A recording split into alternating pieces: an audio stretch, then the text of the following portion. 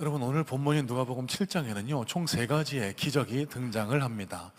함께 읽지는 않았지만 저 앞선 1절로 10절까지의 내용은 한 백부장의 종이 죽을 병에 걸렸다 예수님의 은혜로 고침받는 이야기가 등장을 하고요, 11절부터 17절 사이에는 나인성 과부라는 한 과부의 아들이 죽었다가 다시 살아나는 기적이 기록이 되어 있습니다.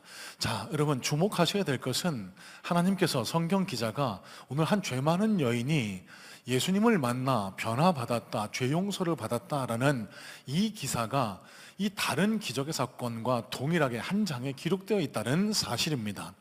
여러분 이게 뭘 의미할까요? 여러분 죽었던 나사로를 예수님이 살려나셨지만 나사로도 영원히 산 것은 아닙니다. 잠시 잠깐 살다가 죽었거든요.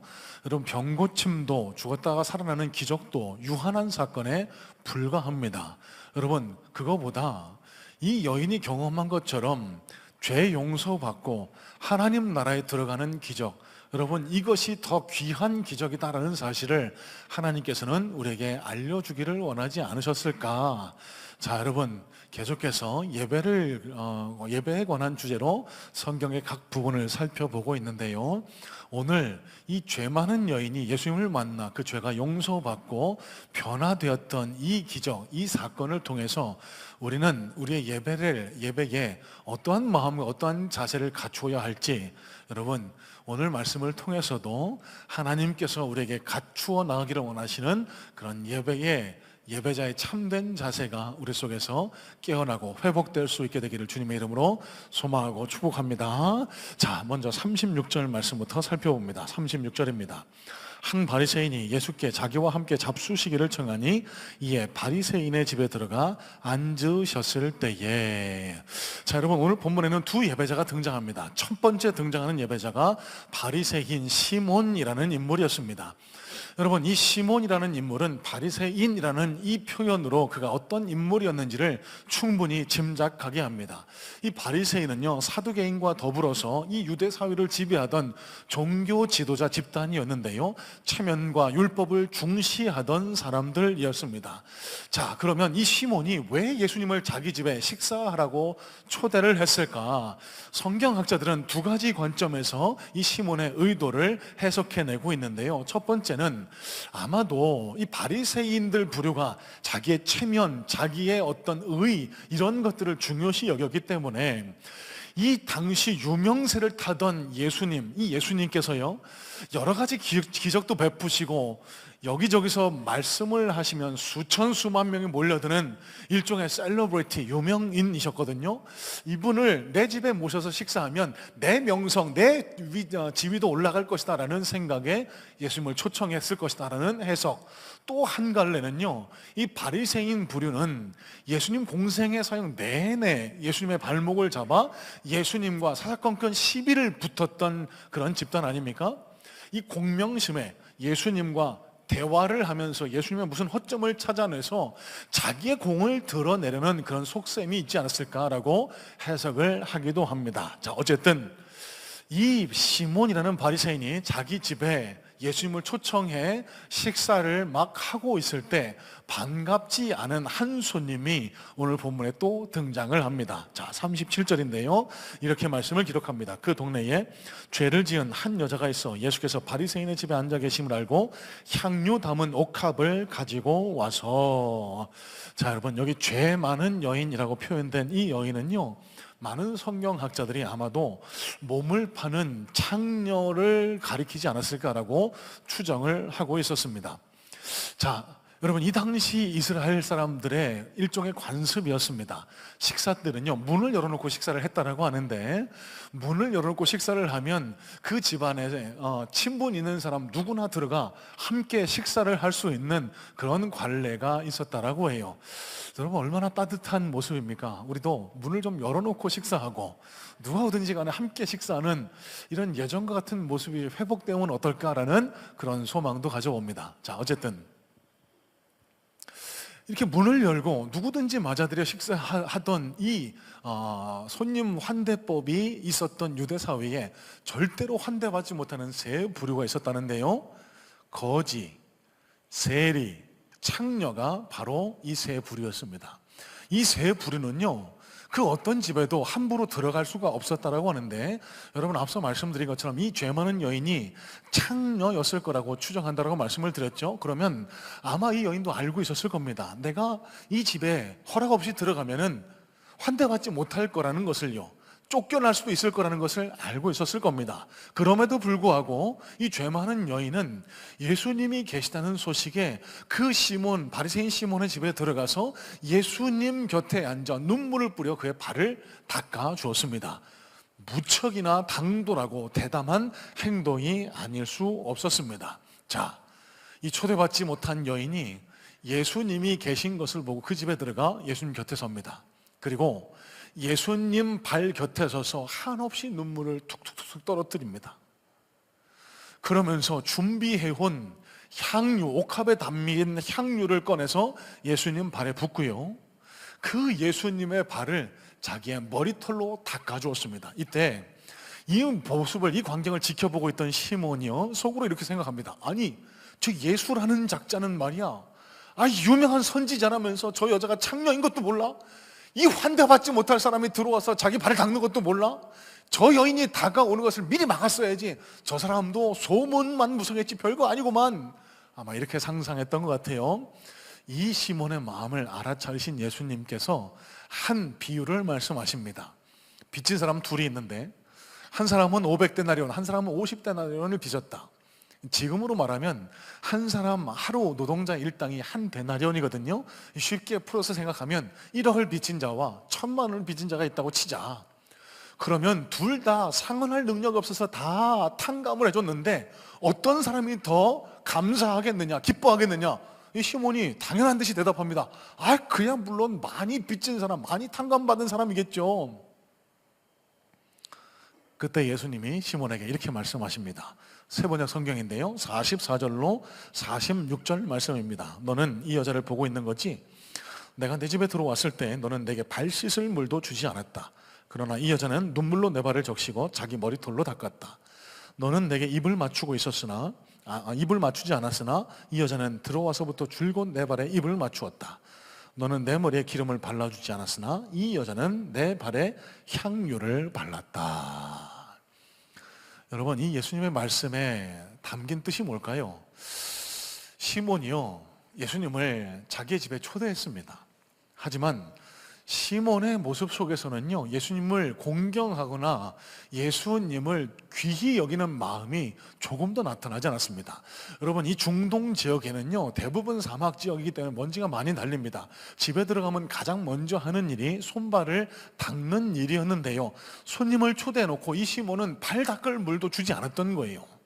반대로 이 죄 많은 여인은 들어올 수 없는 환경에도 불구하고 예수님을 찾아 들어와서 눈물로 자기에게 있던 가장 귀한 것으로 예수님의 발을 적시고 자기 머리털로 예수님의 발을 닦았다라고, 이 못내 시몬에 대한 섭섭함을 감추지 않으시면서 이 죄 많은 여인이 보였던 행동을 크게 칭찬을 하셨던 겁니다. 여러분, 예배에 대한 관점으로 오늘 본문을 살펴보려고 한다라고 앞서 말씀을 드렸습니다. 여러분, 예수님은요, 이 두 예배자의 모습 중 어떤 예배를 더 기뻐하셨을까요? 여러분, 말씀 안 드려도 다 잘 아시겠죠?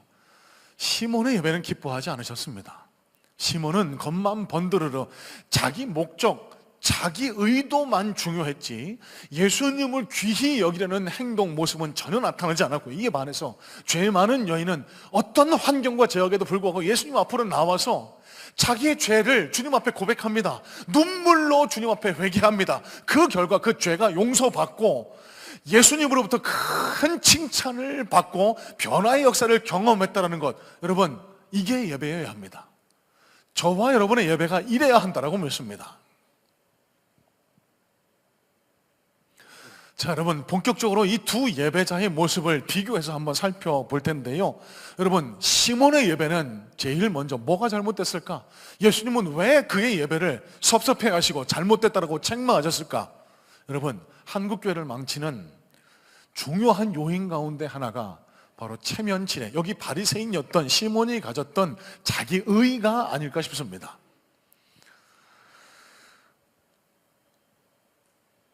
여러분, 이 자기의라는 게 뭘까요?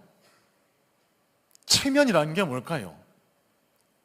신앙생활 한 지 오래됐으니까 이곳에서 내가 인정받아야 되는 겁니다. 여러분, 오늘 이 예배 왜 나오셨어요? 출석부 도장 찍으라고 나오셨습니까? 그게 바로 자기의입니다.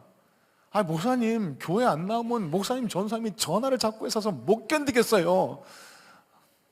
그래도 잘 나오셨지만 그것도 자기의입니다. 여러분, 왜 찬송하세요? 마음 편안해지려고? 속에 있던 응어리, 스트레스를 푸시려고? 그러면 여러분, 여기서 찬송하시는 것보다 노래방 가서 소리 박박 지르면서 노래하시는 게 훨씬 낫습니다. 여러분, 제가 무슨 말씀을 드리고 있을까요?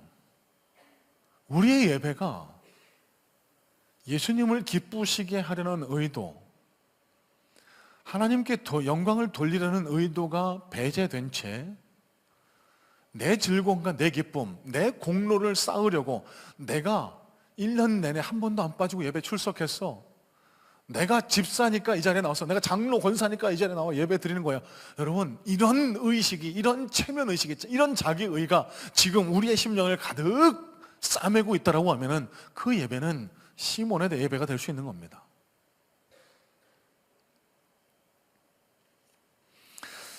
여러분, 결정적으로 바리새인 시몬의 모습 속에서는요, 심령 속에서는요, 하나님 은혜, 예수님의 십자가 사랑에 대한 감사와 감격이 전혀 찾아볼 수 없습니다.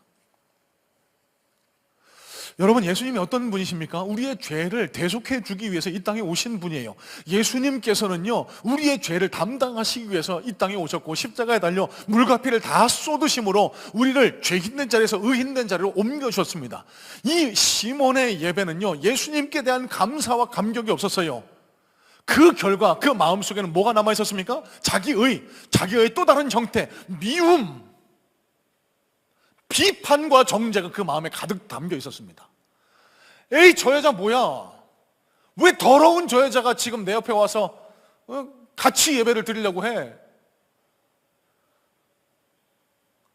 나는 저 여자같이 살지 않았어. 나는 깨끗해.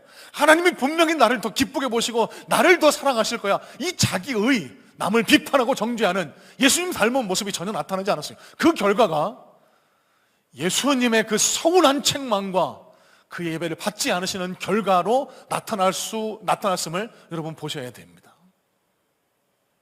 이에 반해 죄 많은 여인의 예배는요, 예수님께서 비유로 말씀하시면서 42절입니다. 그 빛을 탕감하여 줬다라고 그렇게 말씀하십니다. 여기 탕감하여라는 동사가 헬라 원어로 카리조마이라는 단어를 쓰는데, 여러분 많이 들어보셨던 은혜라는 헬라어나 카리스의 동사형입니다. 이 단어가 가진 뜻이 값없이 주다, 은혜를 베풀다라는 뜻이거든요. 여러분, 이 죄 많은 여인은 많은 죄를 탕감받았습니다. 은혜를 경험했습니다. 왜요? 어떻게 그럴 수 있었을까요? 자기가 죄 많은 여인임을 알고 있었습니다. 그래서 주님 앞에 나와 눈물로, 향유로 자기의 죄를 고백하고 주님을 정성껏 모셔드렸습니다.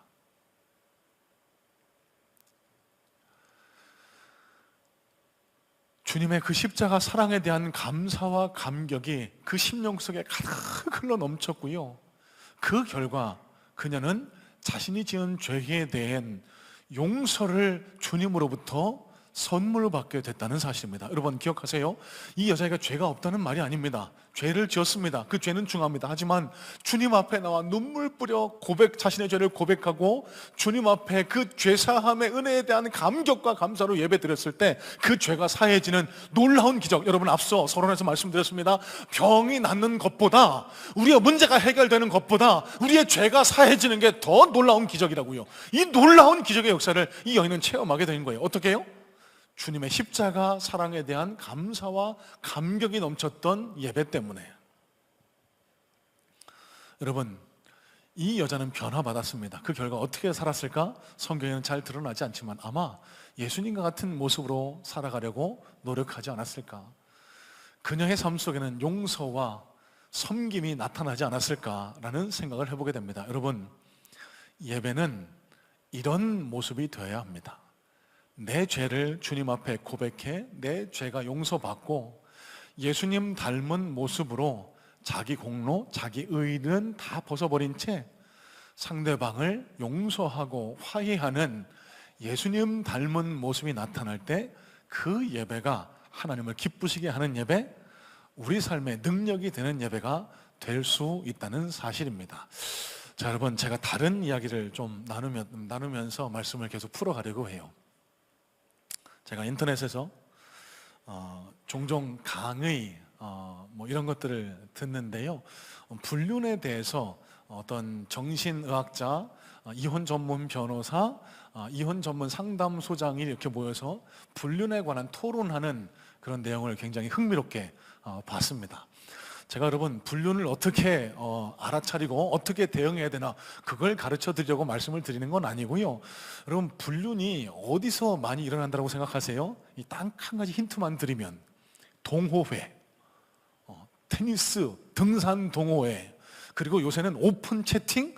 그러니까 평소에 핸드폰을 많이 안 보다가 갑자기 핸드폰을 옆에 끄리고 있다, 그러면 뭔가 좀 조짐 이상하다 의심해 보셔야 됩니다. 한 가지 또 흥미로운 것은 부동산 임장 다니면서 그렇게 불륜이 많이 일어난대요. 그러니까 부동산 보러 다니는 걸 임장이라고 하죠. 그러니까 가까운 곳 다닐 때는 아침부터 저녁까지 하루면 되지만 지방을 다닐 때는 며칠씩 다니기도 한다네요. 고속버스 타고 며칠씩 다니면서 아파트 뭐 이런 걸 보고, 땅 이런 거 보러 다니고 같이 밥 먹고 하면서 거기서 눈이 맞아서 정분이 쌓이고 불륜이 난다는 거예요. 여러분, 재산 증식하는 것도 좋지만 남편이 아내가 뭐 아파트 땅 보러 임장 간다라고 하면은 여러분, 그건 좀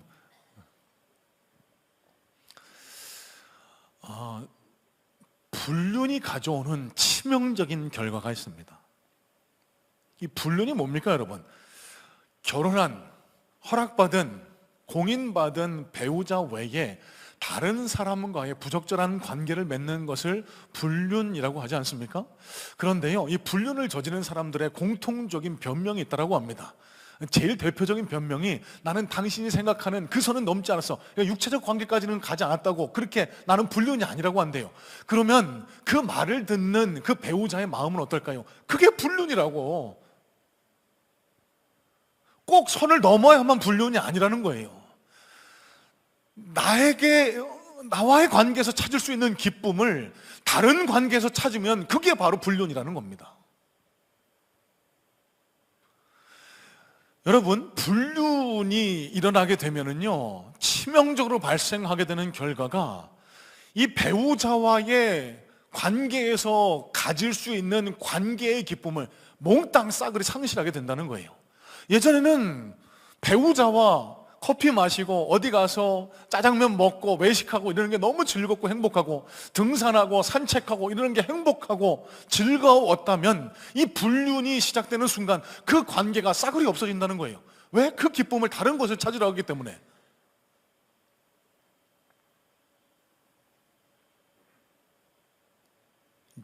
저녁 식사하시고 산책 나가자 그러는데 싫다고 하면은 그것도 한번 의식해 봐야 될까 봐요. 여러분, 이 불륜의 이 법칙을, 불륜의 심리학을 신앙생활에도 똑같이 적용해 볼 수 있을 것 같습니다. 여러분, 하나님을 만나는 것, 하나님을 만나는 대표적인 방법인 예배가 즐겁고 기쁘지 않은 것은 무엇 때문일까요? 다른 곳에서 기쁨을 찾으려고 하기 때문 아니겠습니까?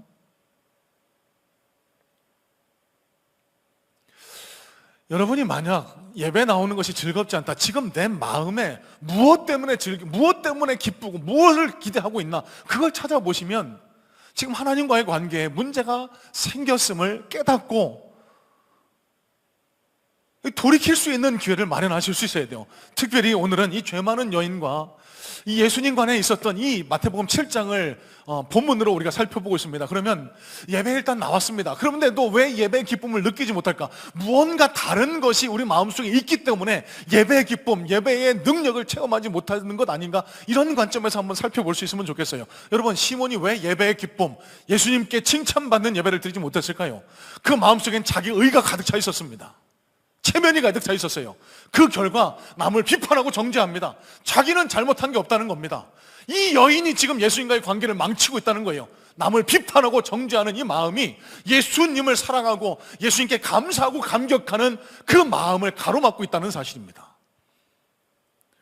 여러분, 제가 무슨 말씀 드릴까요?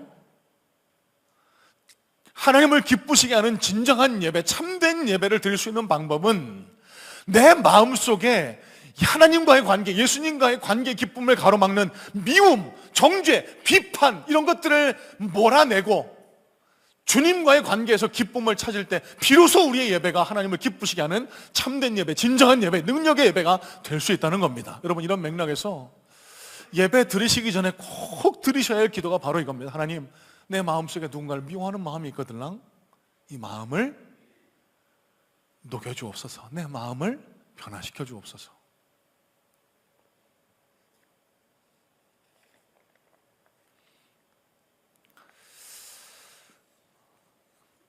여러분, 요즘 한국 사회를 반쪽으로 갈라놓고 있는 갈등이 바로 진보와 보수의 갈등이 아닌가 싶습니다. 좌우로 갈라져서 네가 옳다, 내가 옳다, 그러면서 막 싸워대기를 그치지를 않고 있는데요. 교회 안에서도 그런 일이 종종 발생하는 것 같습니다. 여러분, 제가 어느 쪽이 맞냐, 어느 쪽이 틀리냐 이 말씀을 드리고 싶어서 이 이야기를 꺼내는 것은 전혀 아닙니다. 저도 요새 뉴스 보기가 조금 불편해요. 뉴스를 틀면 맨날 싸웠다는 얘기가 그런 얘기만 나오니까요. 평소에 시민분들, 그냥 유권자분들 이렇게 인터뷰하면은 늘 하시는 얘기 있잖아요. 좀 그만 싸웠으면 좋겠다고. 좀 하나가 됐으면 좋겠다고. 여러분, 진짜 맞는 얘기인데요. 그 진짜 틀린 얘기인 거 아세요? 저도 정치를 꿈꿔봤고, 현실 정치에 몸을 담아보기도 했습니다만, 정치하시는 분들한테 싸우지 말라고, 여러분, 이 얘기는 그냥 정치 그만두라는 얘기와 똑같습니다. 물론 그래서 싸움하는 거를 막 자꾸 독려하라는 이 뜻은 전혀 아니지만요, 제가 드리는 말씀은 정치의 본질이 서로 다른 견해를 가지고 다투는 겁니다. 의견 나눔을 하는 겁니다. 다만 우리가 소망할 것은 그 방법이 조금 세련됐으면 좋겠어요. 조금은 순화됐으면 좋겠어요. 상대방을 이해하고 상대방의 입장도 배려하고 고려하면서 그렇게 서로 의견을 나누어 가면서 더 좋은 방안을 찾아 나가는 것, 이게 정말 좋은 정치 아닐까요? 상대방을 배제하고 상대방을 죽여서 내가 살려고 하는 것, 여러분, 이게 나쁜 정치입니다. 여러분, 왜 우리가 정치를 바라보면서 탄식하고 마음이 아플까요? 죽이려고 하기 때문에 그렇습니다. 죽이려고. 여러분, 제가 봐서는요, 이 한국의 정치 지형이 크게 바뀌지 않는 이상 뭔가 잘 달라질 것 같지 않다라는 생각을 자꾸만 하게 돼요. 많은 분들이 그런 생각하시죠. 아이고, 빨리 정권이 바뀌었으면, 빨리 국회의원이 바뀌었으면. 국회의원 바꿨잖아요. 뭐가 달라지던가요? 똑같죠? 정권이 바뀌면 뭐가 달라질까요? 똑같을 겁니다. 왜요? 이 싸움은 끝나지 않을 거기 때문에. 네가 죽어야 내가 산다는 거예요. 이런 패러다임에서 벗어나지 않으면요, 절대로 답은 나오지 않습니다.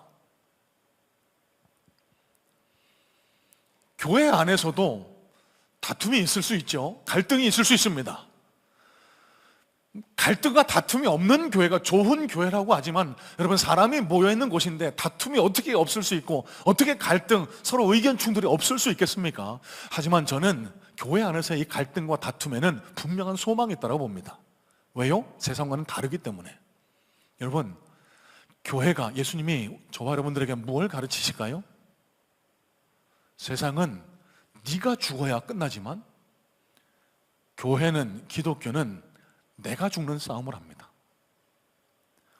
여러분, 신앙의 훈련은 내가 죽는 훈련이에요.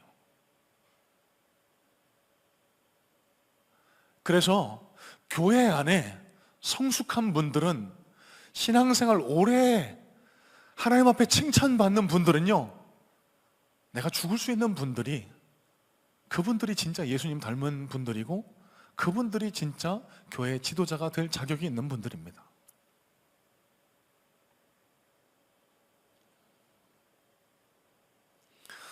여러분, 세상은요, 내가 아닌 남에게서 문제를 찾지만 교회 안에서는 그리스도인들은요, 남이 아닌 내 잘못을 먼저 찾게 되는 것. 예수님이 우리에게 그렇게 가르쳐 주셨잖아요.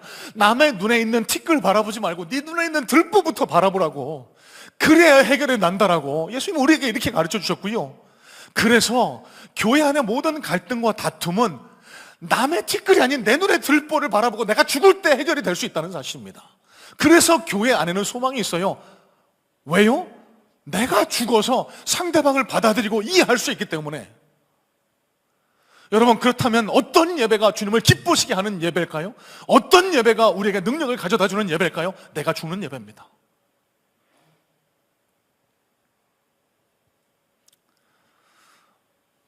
엊그저께 지난 금요일입니다. 움직이는 교회를 담임하시는 홍대에서 사역하는 김상인 목사님이 오셔갖고 말씀을 전해주셨는데 여러 가지 말씀을 나누셨습니다. 하지만 오늘 설교의 맥락과 맞닿아 있는 한 부분이 제 마음에 깊이 남아 있는데요. 이분이 청년 사역을 주로 하시는데 많은 청년들을 만나셨다고, 그러면서 이단 신천지에 빠져 있는 그런 청년들을 만나 대화를 하면 이렇게 반응을 하더라고. 그래도 여기가 낫다고. 교회보다 신천지가 낫대요. 교회보다 이단이 더 낫다라고 얘기한다는 겁니다. 교회 안에서는 내 상처를 돌봐주지 않는다는 거예요. 교회 안에서는 나에게 관심이 없다는 거예요. 이 신천지 이단들이 뭐라고 하든지 간에 그래도 이 사람들은 나한테 관심이 있다고, 내 상처에 관심이 있다고, 나를 돌봐주려 간다고, 나를 감싸 안으려고 한다고. 이 말이 얼마나 마음에 맺혔는지 모릅니다. 여러분, 신천지에 간 사람들이, 지금 이단에 빠져 있는 사람들이 왜 갔을까요? 교회 안에서 상처받아서 간 거래요. 교회에서는 용서와 화해가 없대요. 죽어주지 않는데요. 네가 죽어야 한다라고 세상처럼 싸우기 때문에 상처받는데요. 그래서 신천지가 이단이 더 낫다라고 외치면서 교회로 돌아오진 않는답니다. 여러분, 이게 진정한 교회의 모습입니까? 이게 그리스도인이 보여야 할 모습입니까?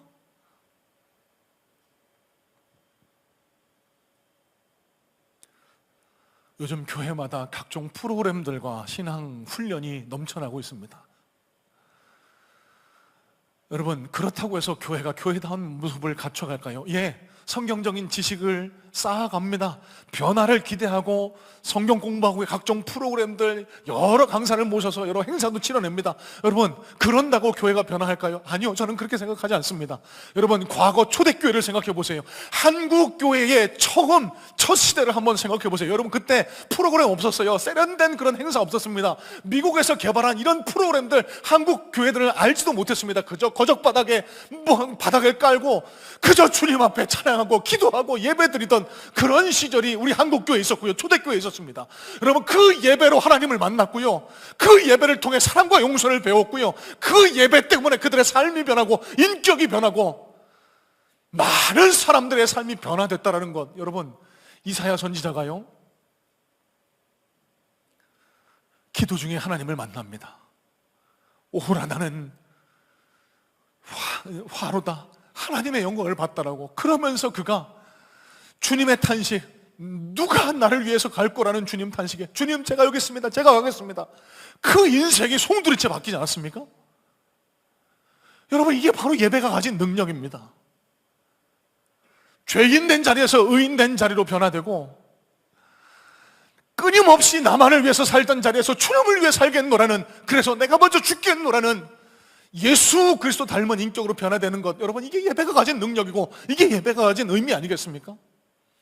여러분, 오늘 두 예배자를 보세요. 시몬은요, 자기 인격에 변한 삶의 변화는 조금도 관심이 없었습니다.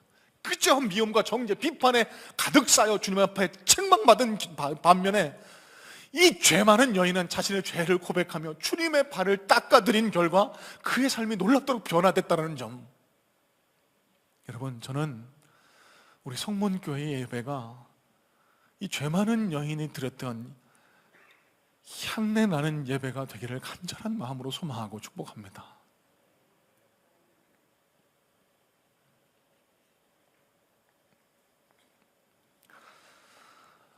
여러분, 예배를 신약 성경에는 프로스퀴네오라는 단어로 표현을 합니다. 이 프로스키네오라는 단어가요, 가지고 있는 뜻이 절하다, 꿇어 엎드리다라는 의미를 가지고 있는데요, 이 단어가 주로 사용된 그런 상황이 종이 주인 앞에 엎드려 부복할 때, 그때 이 단어가 예배의 의미로 사용됐는데, 이때에 내포되어 있는 의미가 나는 죽는다라는 의미가 이 안에 포함되어 있다는 겁니다. 여러분, 그러면 무슨 말씀일까요? 예배의 의미에 있어서, 예배의 자세에 있어서 꼭 갖추어져야 할 그런 의미는요, 나는 죽어야 된다는 겁니다. 아, 목사님, 예배 나오면 다 죽어요? 네, 죽습니다. 내 옛 자아, 죄성이 죽습니다. 그게 진정한 예배입니다. 내 욕심, 내 자아는 그대로 간직한 채 내 공로만 쌓겠다, 출석부에 도장 한 번 더 찍겠다. 여러분, 이 예배는 시몬의 예배요, 하나님이 기뻐하시지 않는 예배라는 겁니다. 주님 앞에 눈물 뿌려 내 죄를 고백하고, 주님이 나를 용서하셨던 것처럼 내가 죽어서 상대방을 받아들이고 용서하고 그 손을 잡아내는 데까지 이르는 것, 여러분, 이게 바로 예배가 가진 능력이고 주님이 기뻐 받으실 만한 예배라는 사실. 여러분, 이런 맥락에서 이 죄 많은 여인이 드렸던 예배를 다시 한번 해석해 봤으면 좋겠습니다. 이 죄 많은 여인이 왜 눈물을 뿌렸을까요? 이 죄 많은 여인의 예배를 예수님 왜 기쁘게 보시고 칭찬하셨을까요? 이 여인은 아마 주님 앞에 죽었던 것 같아요. 여러분, 제 신학적 상상이고 제 묵상입니다. 이 죄 많은 여인이 눈물 뿌리면서 주님 앞에 무슨 고백을 드렸을까? 예수님, 이 죄 많고 허물 많은 제가 뭔데 저를 왜 죽으십니까? 왜 저 때문에 그 십자가의 모진 고통을 당하려고 하십니까? 예수님, 제가 뭔데 저를 위해서 이 험한 고통을 받으려고 하세요? 주님, 제가 대신 죽을게요. 주님, 제가 죽을게요. 주님, 죽으시면 안 돼요. 주님, 제가 주님을 사랑합니다.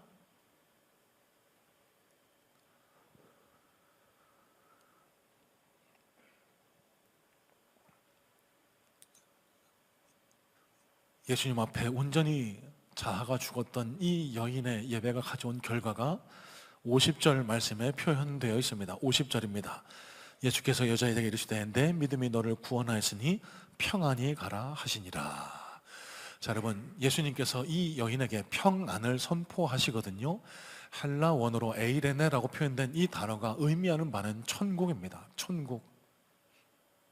여러분, 그럼 예수님이 이 여인에게 뭐라고 선포하신 겁니까? 네 삶에, 네 심령에 천국이 도래했다고 선포하신 거예요. 여러분, 이 여인의 마음이 얼마나 괴롭고 얼마나 상처가 많았습니까? 이 창렬하고 나를 손가락질하고 정죄하는 사람들로 인해서 마음에 났던 그 상처기, 그 고난의 문제들, 사람들로부터 배척당하는 거절감의 상처들, 그 마음속에 천국, 하나님, 예수님이 천국을 선포하셨던 거예요. 여러분, 하나님 앞에 온전히 죽는 예배가 가져오는 능력이 여기에 있다고 생각을 합니다. 여러분, 지금도 시몬의 마음으로 이 예배에 참여하고 계신 분들 계실 줄 몰라요. 누군가를 미워하고 정죄하고 저 사람 때문에 안 돼, 너 때문에 우리 가정이 안 돼, 너 때문에 문제야, 너 때문에 내가 너무너무 화가 나고 힘들어. 여러분, 이런 마음으로 예배를 참여하셨던 분들, 온전히 주님 앞에 예수님을 만나 십자가의 능력, 보혈의 능력을 경험하시기를 주님의 이름으로 축복합니다.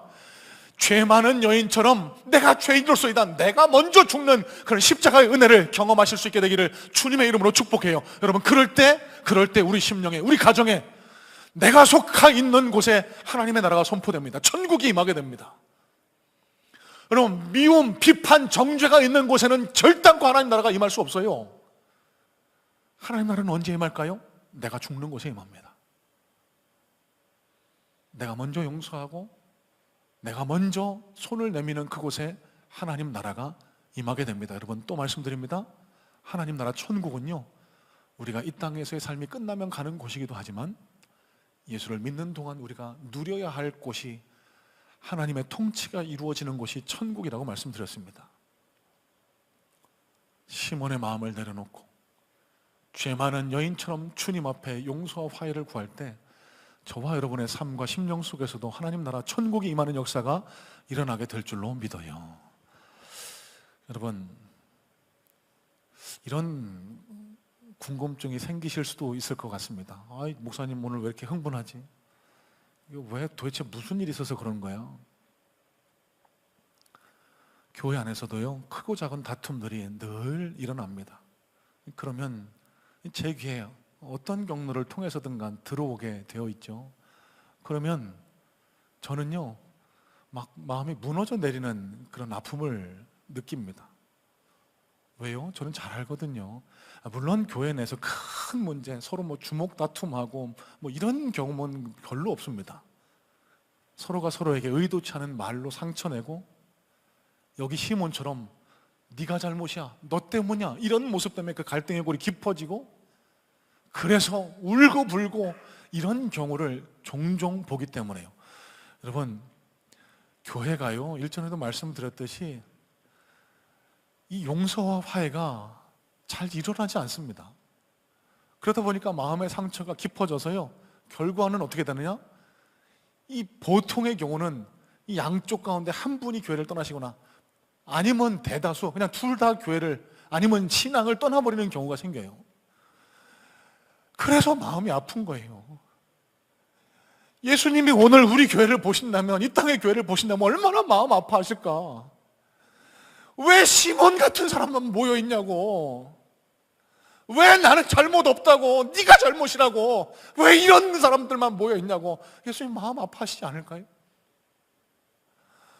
예수님, 저분을 살려내기 위해서 내가 먼저 죽겠습니다. 왜 이런 예수님 닮은 모습은 한 번도 나타나지가 않느냐고 예수님이 이렇게 탄식하지 않으실까요?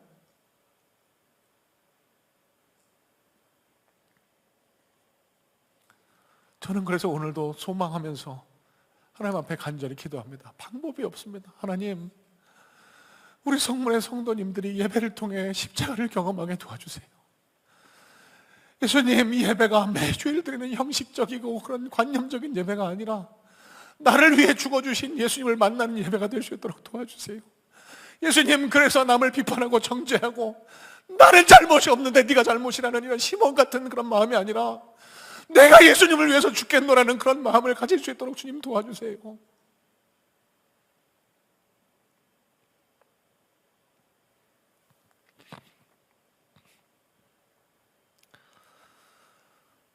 조지아와 아르메니아를 성지순례 하셨던 한 목사님이 이런 일화를 나누셨습니다. 조지아라는 나라가 로마보다 먼저 기독교 국가가 된 나라라고 하는데요, 가는 곳곳마다 수도원이 그리고 십자가가 세워져 있다고 합니다. 이 목사님이 한 유적지를 방문하기 위해서, 이 유적지가 너무 험한 산비탈에 위치하고 있어서요, 이 단체 버스로는 이동을 못하고 버스에서 내려서 승합차를 타고 좁은 산길을 비탈을 올라가셔야만 했대요. 운전을 하시는 분이 이 조지아 분, 수염이 덥수룩한 중년의 남성분이셨는데 얼굴이 무척이나 무뚝뚝하고 감정의 표현이 없어 보이는 분이셨다고 합니다. 그런데 한참을 산비탈을 올라가던 중에 저 멀리 한 수도원이 보이고 십자가가 세워져 있는 것을 보고는 잠시 멈춰서서 가슴에 성호를 그리더랍니다. 왜 그러냐라고 물어보니까 예수님 닮은 마음, 예수님 닮은 모습을 나타나게 해달라고 그렇게 기도하는 거래요. 여러분, 조지아보다 십자가가 더 많은 나라가 우리 대한민국 아닙니까? 그런데 우리는 십자가를 볼 때마다, 예배 드릴 때마다 예수님 닮은 모습으로 살아가겠노라는 그런 결단과 그런 의지의 표현이 하나님 앞에 드려지고 있을까요? 여러분, 기억하시길 바랍니다. 예배의 성공자가 되는 키워드는요, 용서와 사랑입니다. 미움과 정죄, 비판이 있는 곳에는 하나님의 은혜가 임할 수 없지만 예수님 닮은 모습, 예수님 닮은 마음으로 상대방을 용서하고 용납하고 사랑으로 세워줄 때 주님께서 우리의 빈 심령 위에 하나님 놀라운 예배의 은혜, 예배의 감격, 예배의 능력을 채워 역사해 주실 줄로 믿습니다. 함께 기도하겠습니다.